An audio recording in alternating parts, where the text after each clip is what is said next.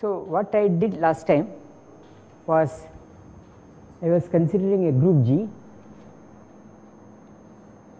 and we were considering a subgroup H contained in G. Then we defined left and right corsets.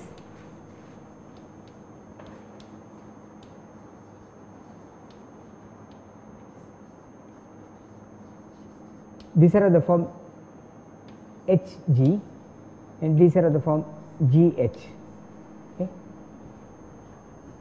where this element H is in H. So, this is runs over all the elements of this group H, okay. And what we found was that this is partitioning the group into disjoint sets, okay. That is important property of this object. Then we said, we gave the definition, H is an invariant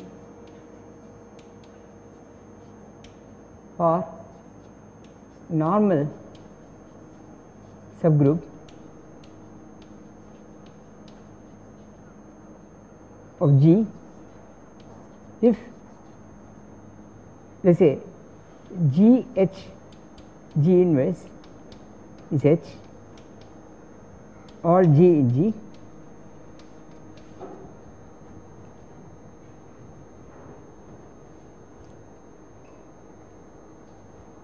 or GH is equal to HG, okay.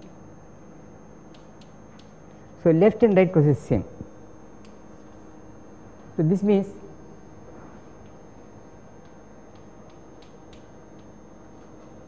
and right corsets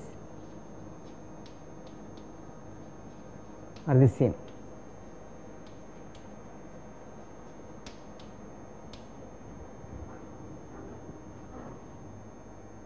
Okay. So, now I will give plenty of examples, okay, of this object, okay. But before I even go on, okay, a classic example for us is, okay, translations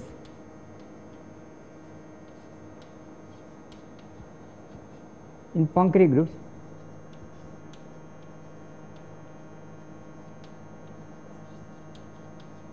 form an invariant subgroup. Let us prove this.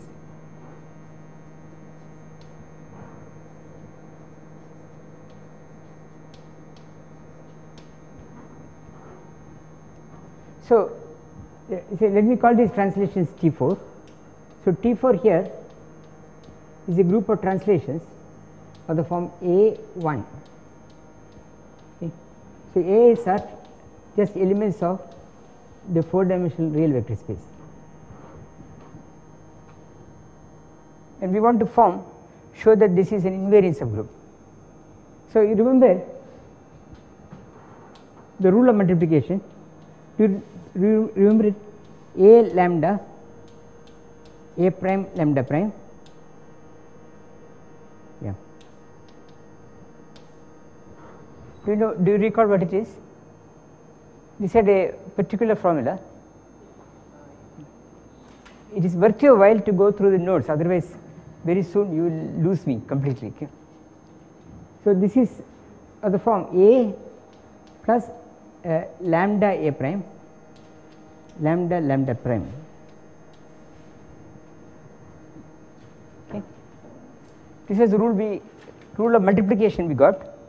We also found A lambda inverse was minus lambda inverse A lambda inverse. For we can easily see what it is. A lambda, this object, minus lambda inverse A lambda inverse is A plus lambda acting on this, which is 0, and then you get 1.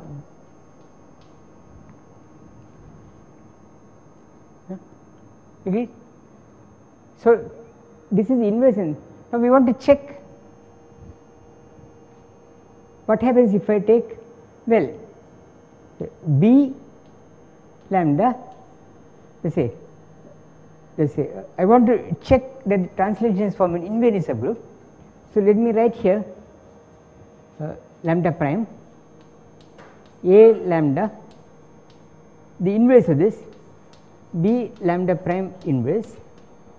This is, I want to look at this. I want to show that this is another translation. So, we just work it out. This is equal to B plus lambda prime A lambda prime from here, then the inverse of this, which is minus lambda prime inverse B lambda prime inverse. So, you see that this part goes to 1, which is what is interesting for us. As regards this part, what happens is B term cancels out. So, you simply get here lambda prime A. Okay. So, this is another translation. In fact, it is the Lorentz transformed translation, and there is no Lorentz transformation left here. So, we have proved that the translations, so we have proved that B lambda prime is any translation B lambda prime inverse is T4. Okay. This is going to play an important role in a minute. Okay. Okay. Now, the importance of an invariant subgroup, okay, is that the thing I proved, okay, so like theorem, okay, if H is invariant in G,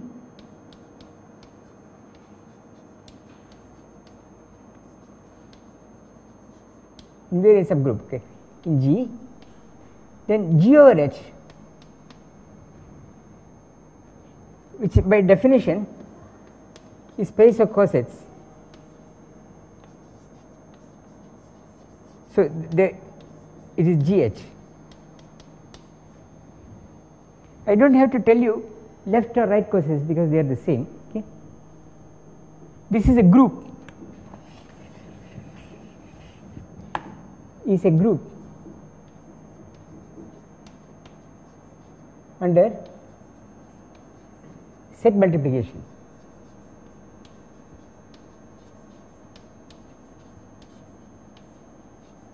Okay. In this group, the inverse of GH, well, H is identity,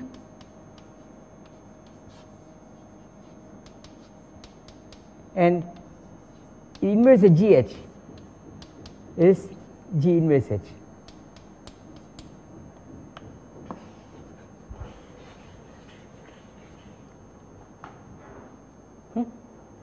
This is where I stopped last time. So, now, okay, I have to give you examples. This is what I will do now. Okay. But there is a problem which you should check out this problem, okay, which is one of the things there. Okay.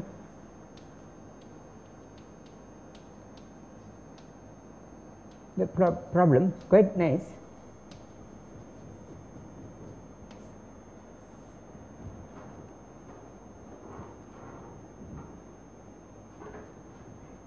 If, let me write, I will simply make a sequence of statements.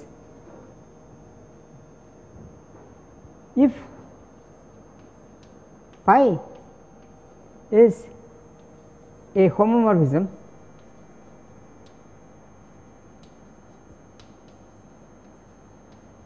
okay, from G to G prime,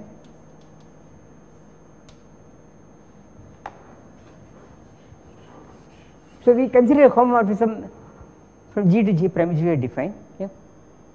Then we know that pi of identity is identity E prime. This we know. Okay. But consider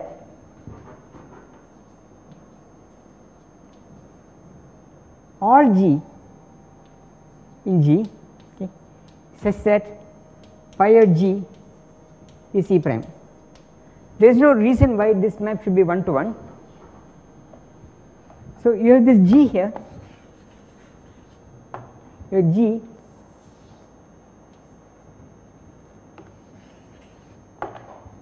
and G prime. So, this is identity of G prime, this is G prime, and there will be many elements. Of course, identity will go there, but many other elements can go. Okay. Then it is a fact, this implies, okay. So, this is called, okay,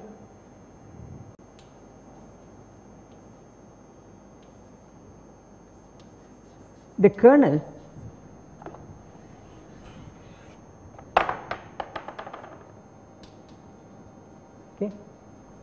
ker pi or the map pi. Okay. So, all the things which go to identity. Now, what I ask you to prove is, prove that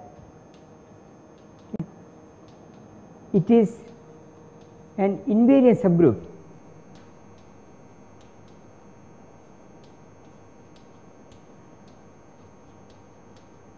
of G. So, the kernel of this homomorphism, and we will check it out in specific cases, is an invariant subgroup of G. Okay. And secondly, okay, B,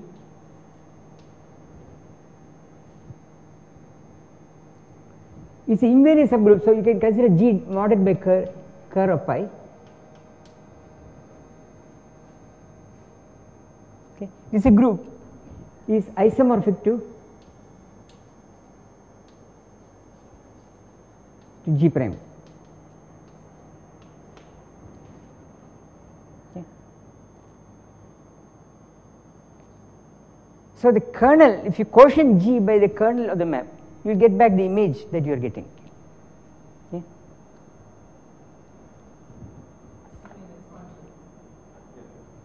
Huh? Yeah, but yes, I am always assuming onto. Yeah. More generally, this be the image of the map pi. The image of the map pi of G will be G prime by assumption. I am assuming it is onto. Okay. Otherwise, you have to do some other things. So, very often in the literature, and it is a nice thing to know, this is given by a map, let us say a picture. Okay. So, let me show you what is called an exact sequence of maps. Let us say in this case it is homomorphisms. What does it mean? So, here I will show you. Okay. You have got, suppose you have groups and you put arrows. I will assume always. So, you have maps here, say pi 1, pi 2. Okay. Now, because if you say it is an exact sequence, what it means is the kernel of pi 2, this means if it is an exact sequence, kernel of pi 2 is image of pi 1. This is the rule. What you get from here is picked up by this and mapped to the identity here. Okay. If you have a sequence like this and you say it is exact, okay, that means this equation here. Okay. Now, slight generalization of this, will lead you to what is called complex, and if you have done any time differential geometry, you will get it there. Okay? And it is quite general. So, why am I bringing this up?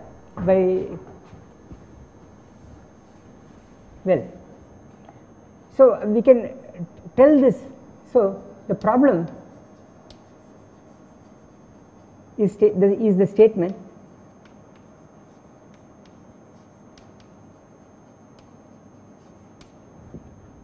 so I start with some group with some identity. Okay? So, let me call it some group consisting of simply one identity, one element E. Okay? They map it to G. So, this in this mapping the image is, this is only one element, so it is one element here. So, in the next step, okay, no, this is not right, no, this is H. Okay. So, the next step I am mapping into G. Since this is going to the identity, this map only identity goes to here. So, this is 1 to 1. So, the image of H is H here. So, in the next step I go to G over H. Okay. So, since the image of H here is H, because this is 1 to 1, the kernel of this map is all of H. So, it goes here. Then to express the fact that it is onto, which was also mentioned, it goes to some other group, say some E prime. So, all of this goes to 1. So, this means that this must be onto, because this map is picking up all of the kernel of this map is all of this. So, the image of this must be onto. So, this picture here, which is an example of what people call as an exact sequence, is the result that I was stating here. Okay. This kind of result, I did not do it just like that, okay. But if you some of you came to that other talk I gave yesterday, I do not know if you came, okay.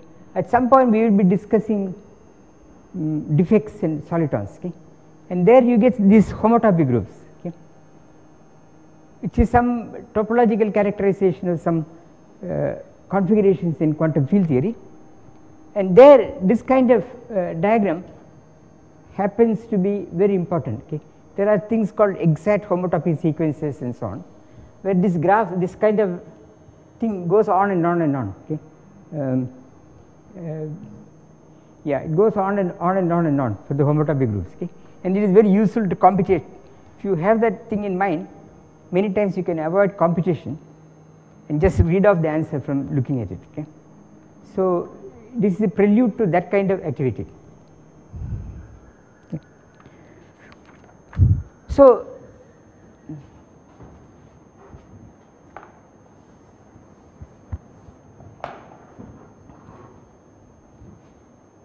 let me then go on to examples.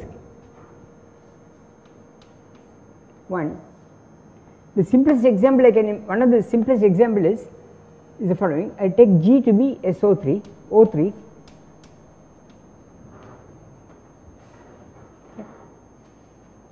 So, it has real orthogonal matrices with determinant +1 and -1. I take H to be SO3. So, the determinant here is +1. And since, let us say SR S inverse determinant is equal to determinant of R, you see that SO3 H is invariant.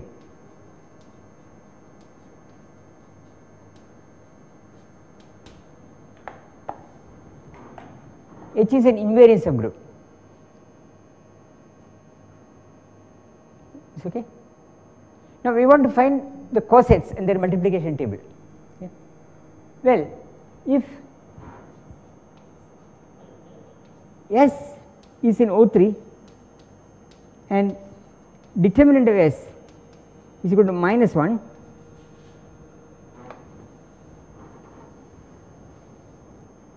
we saw that I can write this as S as parity times R, where P is the element -1 and R is in SO3.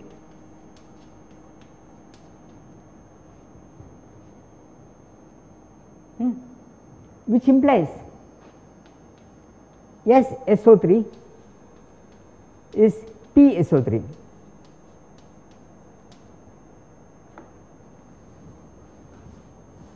Because this R here can be absorbed back here. So there are only two cosets.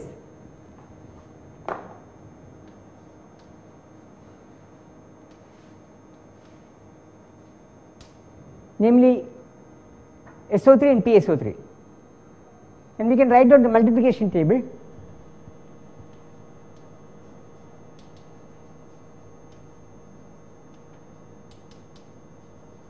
So we have SO3, PSO3, and likewise SO3, PSO3, right?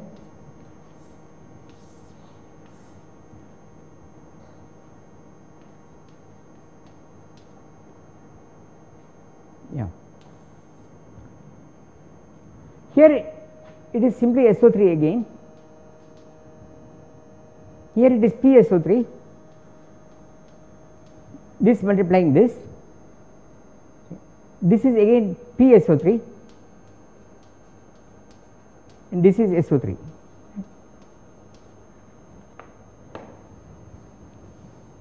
So what is this group? What is this group? O3 over SO3.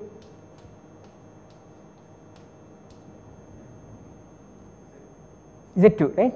Or S. So this is simply the permutation on two objects. I called it S2 before. Isomorphic 2. When I write like this, up to isomorphism. That's it. Okay. Now, here is a more complicated example. Namely, I want to check Poincare modded by T4.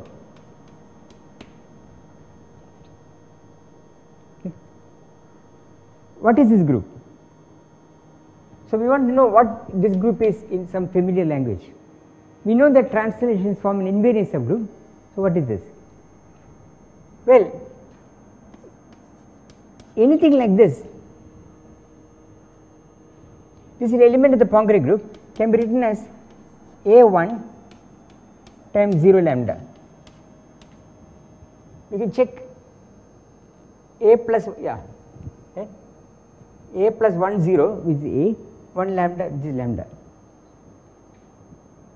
So if I look at translations times A lambda, I am taking the right coset, you can also take left coset. What is this?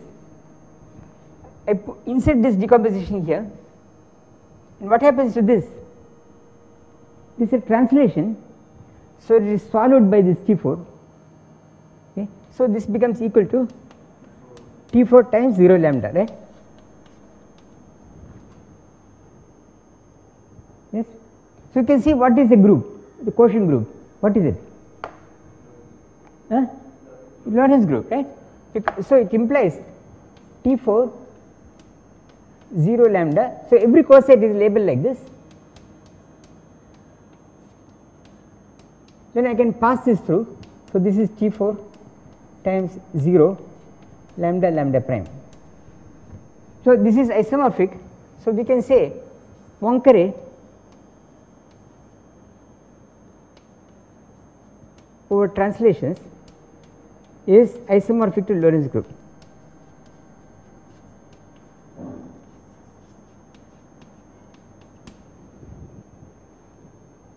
Okay. There is another standard example which is simple but useful. So let me also write this. Okay. Let us take the permutation group Sn. Now I just state now any S, any T can be written as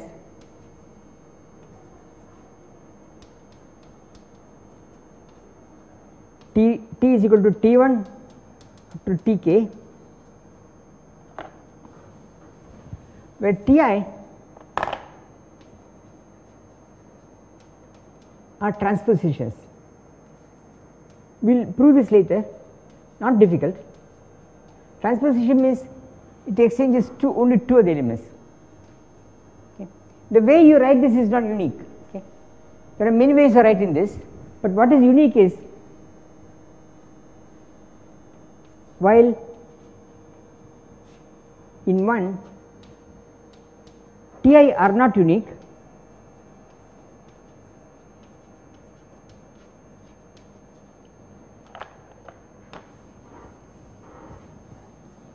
this one, okay, evenness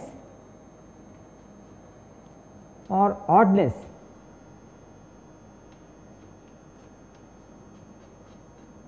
of K is.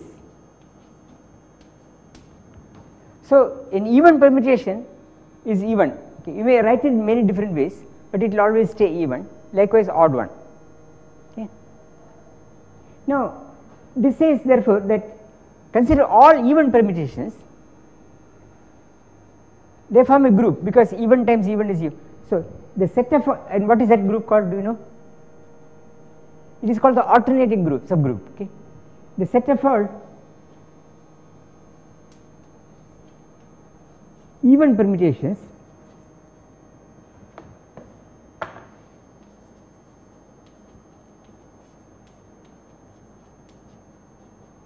form a subgroup of Sn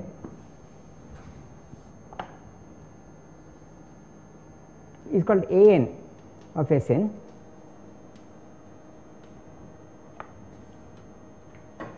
It is called the alternating subgroup.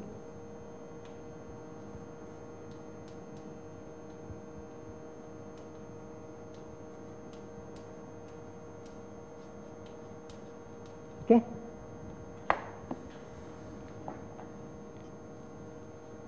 Now, An is normal in Sn, okay, okay, because okay, since let us look at T inverse. I have given you T there. What is inverse? You read it backwards. Okay, is Tk up to T1, right? Because Tk squared is 1. Okay. The evenness, T and T inverse are either both even or odd. Okay. T inverse are both even or odd.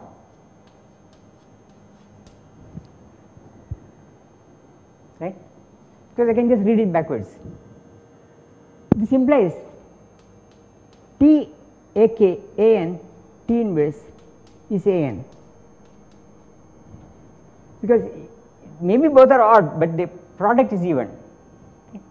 So, An is an invariant subgroup of Sn, okay, or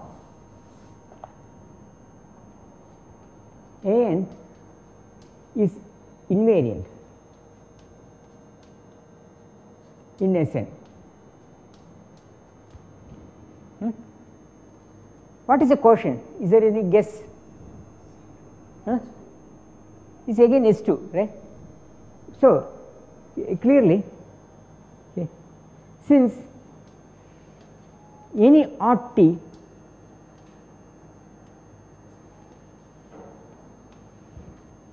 I pick any some particular transposition, call it T1, okay, times some T prime, okay. T1 is any fixed transposition, any transposition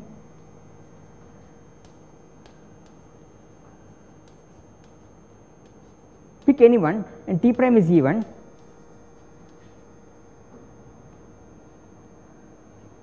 It does not matter which you pick, okay. it follows immediately, just like in the previous cases, that Sn over An is again isomorphic to S2.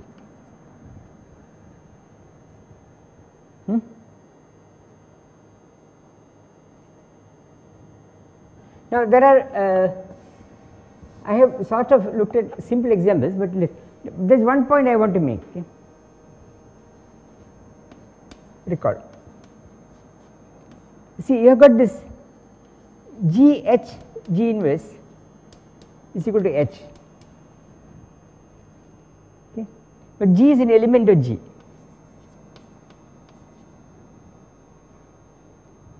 So this elements of G is creating automorphisms of H. Okay. So you remember at definition. So each G in G, okay, creates an automorphism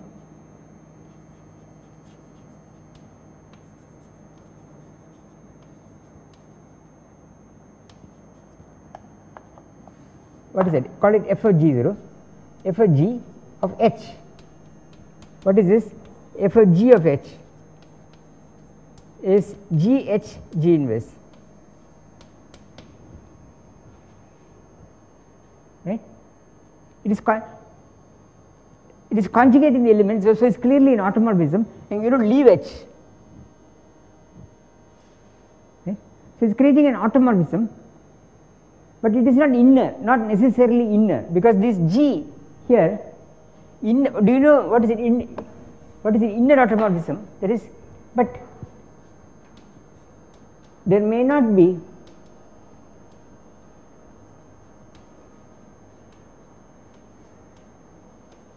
an H prime in H such that f of G is equal to f of H prime. G is any element of the group, and it may be that there is no H prime like this. So these automorphisms can be non-trivial. Okay. Now here is a now actually okay. In fact, in many cases it is not. In fact, it is not trivial. Okay. One point to notice is, so check. So this is a new. The set of FGs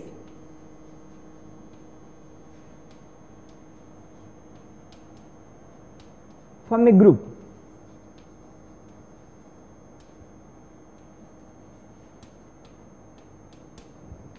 Okay.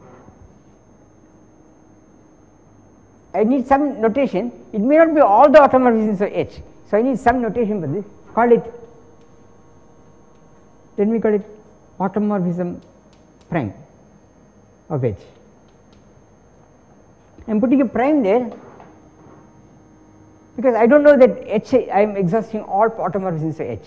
In general, that is not true also. Okay.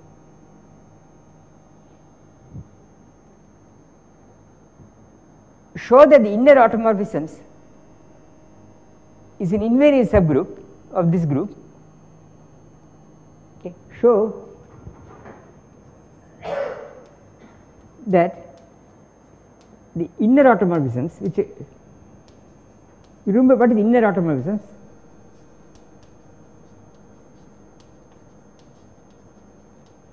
Okay. They are the ones which are created by the H's. This is a easy proof. Okay. Is an invariant subgroup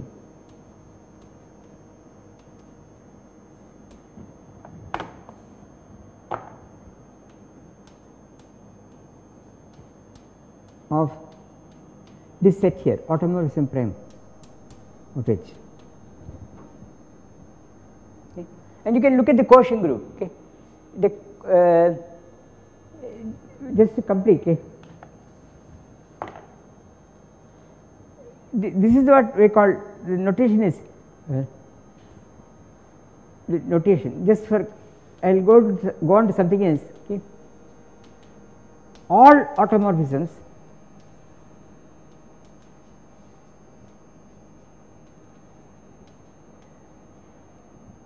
of H is usually called as hot H.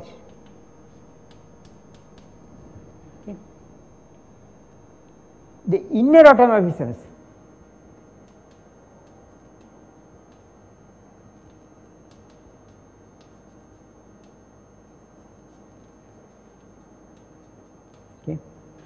of H, I think it is called in H, inner automorphisms of H. Okay. One can quite generally prove that this is a normal subgroup of hot H. Okay. It is not difficult. Okay. In H is normal in hot H, and the quotient is called the outer automorphisms.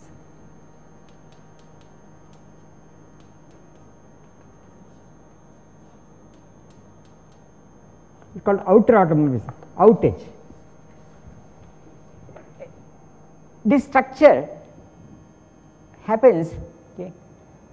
For example, this structure arises when one is if you have done Born-Oppenheimer approximation. Do any of you know what it is? Okay. You in molecule when you are trying to do molecules, you have done it. You know what is Born-Oppenheimer rigid, where you treat molecules as rigid bodies. You have done it. You have some familiarity. Then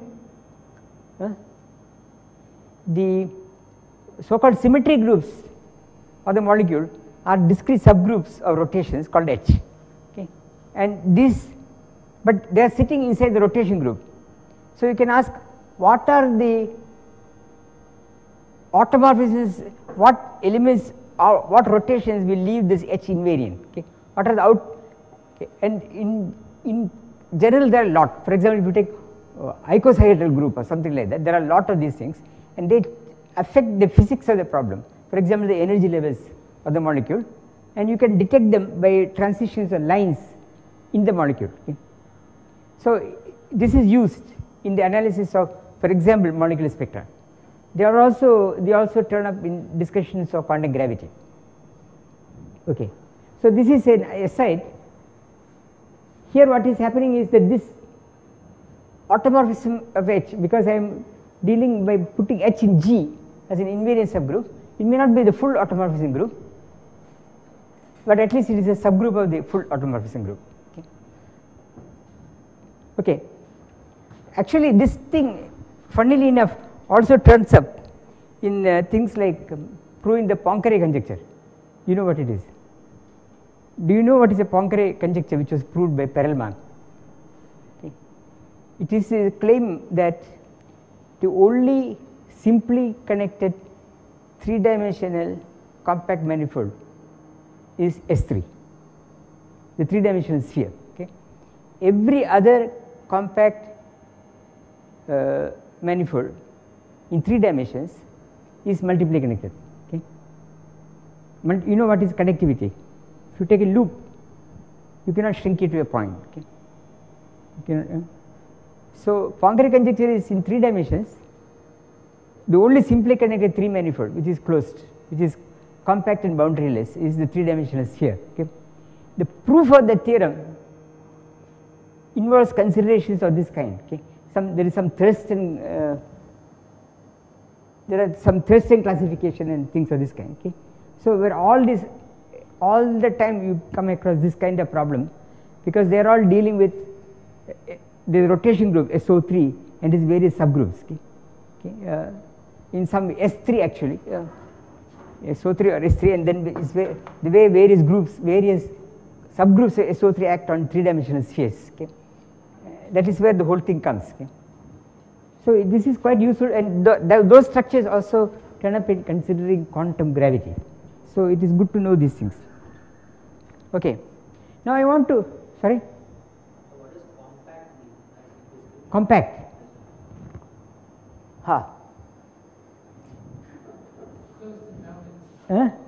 Closed, and but he will ask what is closed. The technical meaning of boundaryless, you know, okay, that for example, if you take a disk, it has a boundary, you know. So, you have a set of points whose neighborhoods do not look like what is in the tangent space looks different. You know what is tangent, take tangents look different. Compact for us meaning is that if every infinite sequence has a limit point. That is, if you take line, you can take infinite sequences going to infinity, right. So, it is not compact, but on a circle you can never do this. If you take an infinite sequence, it will have a limit point, maybe more than one. Okay. So, if you do complex analysis, there is a standard result called the Bolzano-Weierstrass theorem. Have you come across? If you take a bounded infinite sequence in the complex plane, they will say there is a limit point. Okay. You are doing complex variables, no. In complex analysis, one of the basic things you start from is to show that if you take a bounded infinite, bounded means you have an infinite sequence, all of which are bounded by some constant c, fixed constant c. So, it cannot be put in some square, okay, all the points. Then the Bolzano-Weierstrass theorem says that there is a limit point. Limit point means every neighborhood of it will intersect members of the sequence, okay, which is the same statement as saying a bounded a closed bounded set in a plane is compact, okay. It is the same statement, okay. So, compact means that every infinite sequence must have a limit point, okay. In some sense its volume is finite and so on, okay. If you have a metric, if you have a volume, you know how to integrate it, you have a metric, then the volume of that space is finite. That is another way. There's another way to think about it. Compactness is the property which ensures the following result. This is what you sort of want. Something is compact if something is compact. And then if you take any, say, real value function, compact, and it always takes a minimal value. And a maximum value. That is another way to say it. A continuous function, that is another way of carrying. Any continuous function on a compact set is bounded, okay, and it has a minimum and a maximum, okay. Any continuous, that is another way, is completely equivalent statement. Every continuous function, okay, on a compact set is bounded. Continuous function, complex valued. If it is real valued, it has a maximum and a minimum, as you are saying, okay. So, that is completely equivalent, these are completely equivalent statements, okay. Now, I want to tell you another concept, okay, namely conjugacy classes.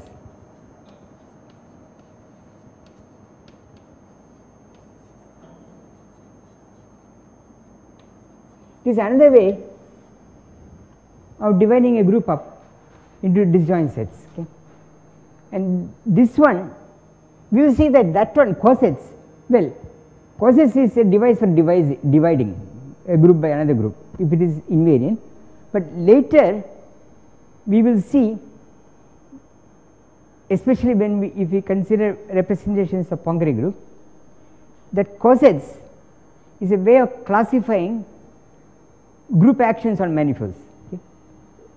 Every time you have a group, say rotation group is acting on the 2-dimensional sphere, okay, right, you rotating the points, then we can, there is a immediate way of identifying the sphere with a coset space immediately, and one can prove that essentially all group actions on manifolds can be given by taking appropriate cosets, okay, or their unions.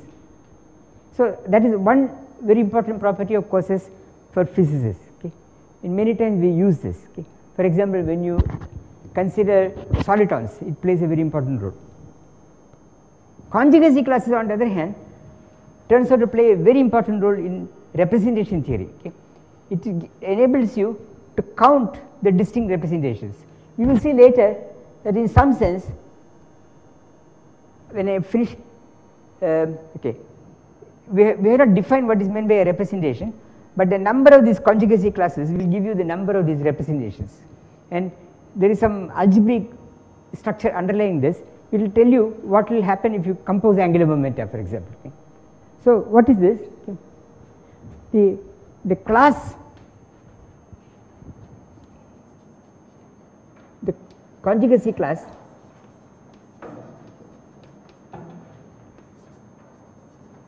containing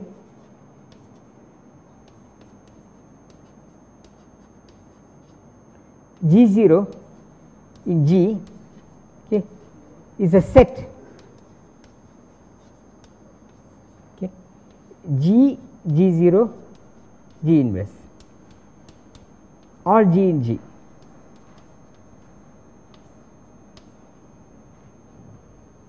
Use conjugate. This also partitions the group. Okay. So you can see immediately. Okay. Example. Okay. The conjugacy, the class containing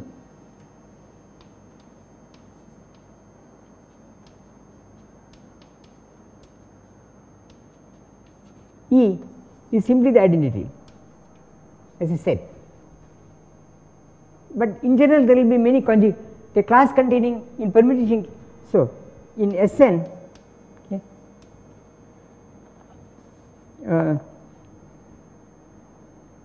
well, I have to come back to it later. It is given by something called the cycle structure, but so I will come, so, or it will immediately lead you to some partitions of integers. So, we will come to that later. Okay. So, this is a very simple thing. So, notice again that this is equivalence relation. Note that. Okay.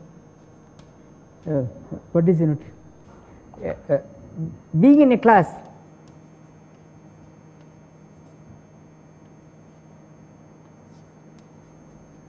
defines an equivalence relation.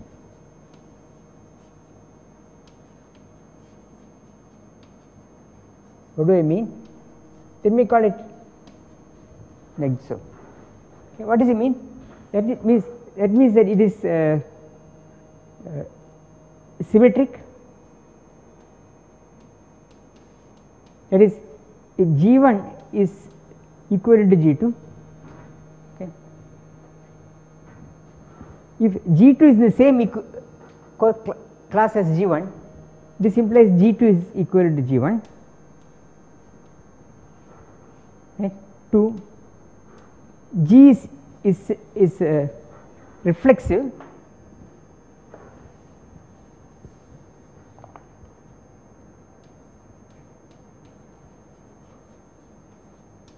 That means G is equivalent to itself, kind of trivial. And thirdly, it is transitive.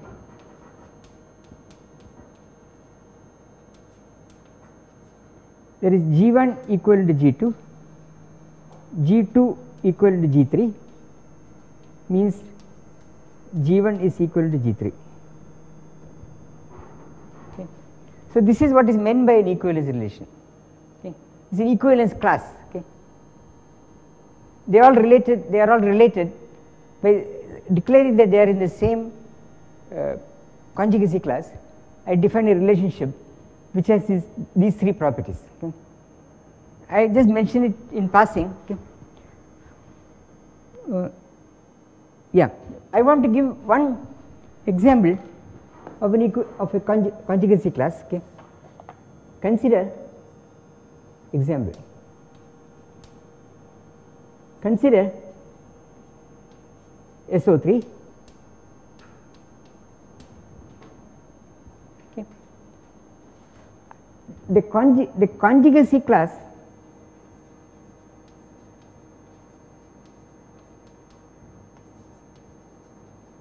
containing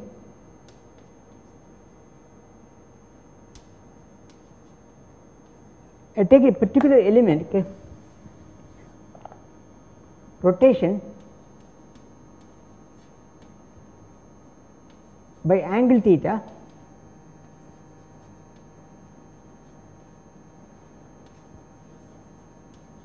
around axis n, okay, call it R n theta. What is the conjugacy class? taking an axis and rotating, considering a rotation by an angle theta. Now, I will now, the conjugacy class will take this and conjugate it by an arbitrary element of SO3. What will I get? What will it do? It will give the same angle but all axes. Okay, is okay. It will be this thing r m theta, yeah, where m is any axis.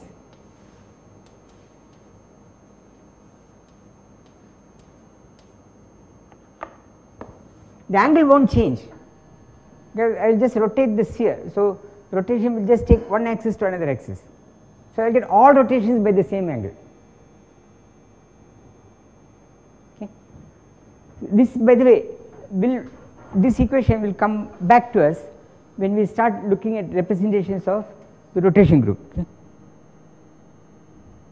Now, as a final two conceptual statements, generic statements, before I go into the what is the heart of physics, namely representations. Okay.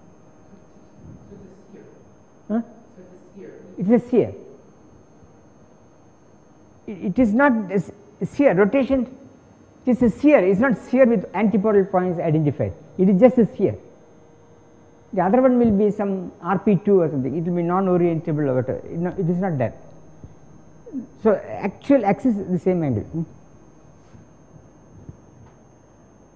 Okay. Now, I want to make two more definitions. Okay. Simple groups.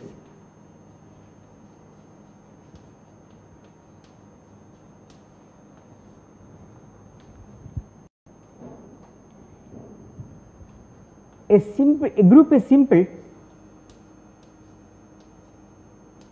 Group G is simple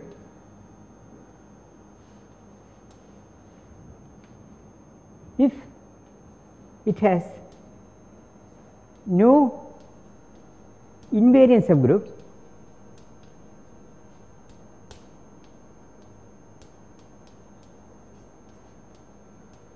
besides, of course, there is always two trivial things, okay, the identity and G.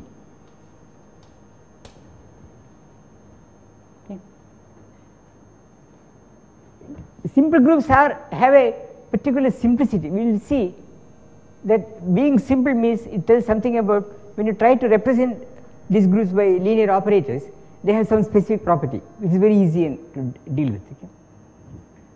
Now, what are examples?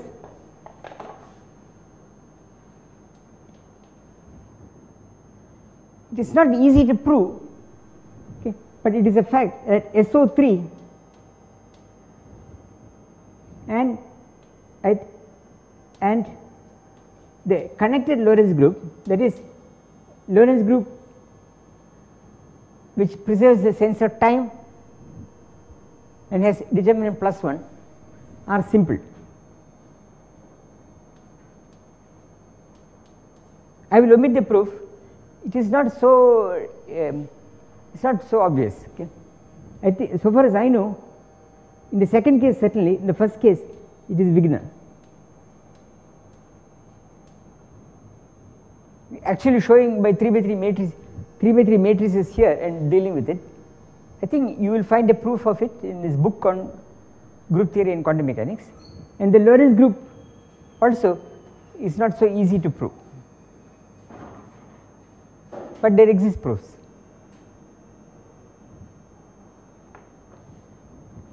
But SU2 is not simple, not simple. Let me give you a sequence of examples. A, SU2. So it has an invariant subgroup. What is it? I mean, it is. I am saying it is not simple. That means it has some invariant subgroup. What is it? We have seen this.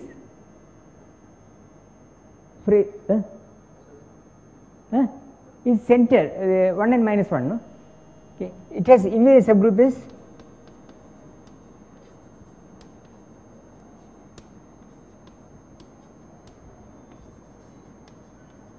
H will be simply 1 and minus 1.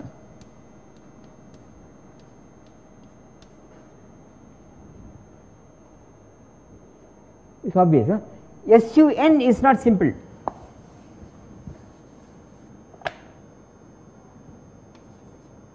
For any n, I am looking at not simple. So, I have to give you for SUN what is the invariant subgroup, call it H. So, what is H here? There is some analog of this sitting here for any n. What will it be? Okay. It has to be unitary matrix with determinant plus 1, right. So, it has to be of the form exponential I 2 pi over n k times unit matrix n cross n. Okay. Where k will run from 0 up to n minus 1. So, it is the center is the roots of unity, or Zn. Zn by Zn I mean roots of unity, nth roots of unity, nth roots of unity, nth 0, 1, 2, 3, there are n elements. For SU2 you have 2 elements, SUN you have n elements. This thing is what distinguishes, if you know something about QCD, quarks from gluons. Okay. The way this the response of those quantum fields under H, this subgroup tells a quark apart from a gluon. Okay. Now, as a final example, let me look at Poincare group. It is not simple because we have seen that H is the translation subgroup. Okay. So, Poincare group is not simple. Simple groups have a certain simplicity because it tells you something about the representations or when you go into linear operators, but it turns out that the Poincare group, even though it is not simple, it has some other particular structure inside it which makes it very easy to deal with from the point of view of a field theorist. Whereas, if you look at the Lorentz group and look at its properties, they are very complicated. Okay. So, it is a very striking situation. That is, if you try to understand Lorentz group, there is a whole book, Naimark has a whole book on the Lorentz group. Okay. It is very complicated. Okay. Whereas, the Poincare group we shall see later, we can easily understand, okay. And it tells you something about it is because of this structure we are able to tell that, for example, if you have a particle of if you have an elementary particle, we can tell what are the possible spins of the elementary particle. Okay. What will happen to the angular momentum if you go to a moving frame? All these things can be completely stated essentially after some preparatory material in one lecture. Okay. So, simple does not necessarily mean simple in all ways. In some particular ways, there may be certain simplicities. Okay, I will stop here and we will continue with this tomorrow.